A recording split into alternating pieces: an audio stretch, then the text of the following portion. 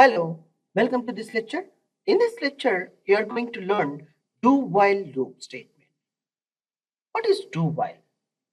Do while loop through like a block of code once and then repeats the loop as long as the specified condition is true. What happens is earlier while loop only it will be identify the condition, then only the loop will enter.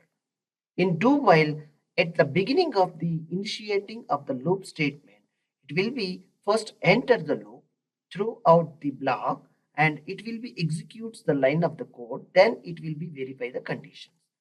And see here the syntax of basic syntax for do while is do within the float brackets. Now see the code to be executed. And then after ending of the float brackets, here the while the condition will be verified.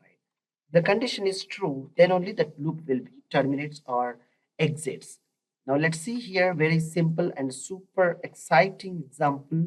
I'll explain you for like a implementation of do while. See here the initial value of x equal to 1 here also, and the do with open and end parenthesis of braces the program, and echo the value, the number of like what I can say that number is, I'm going to printing the same line here itself. Dollar $x is how much it is, the value initiated value it will be printed here. All right, now terminate, and here only I'm making as an x of incrementation. Now of completion of this braces, what I'm doing here while x, what is the x is, yes, x less than or equal to 5 or 10, any number you can add it. But as the meaning of this is, first it will be initiate the loop statement and it will be prints the letter what is the value of x is having, then only it will be verify the condition. Whereas while loop, first it will verify the condition, then only it will be entering through the block of the code.